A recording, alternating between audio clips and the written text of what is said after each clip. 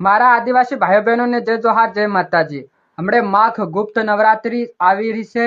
માઘ ગુપ્ત નવરાત્રી એટલે ગુપ્ત તંત્ર મંત્ર સાધના કરવાના। એમાં તંત્ર મંત્ર ની સાધના કરવાની એટલે ગુપ્ત નવરાત્રી કે કોઈ ખબર નહીં પડવાના એવા આપણે તંત્ર મંત્ર ની સાધના આપણે કરવાની। એમાં કોઈ ખબર નહીં પડવા દેવાનું।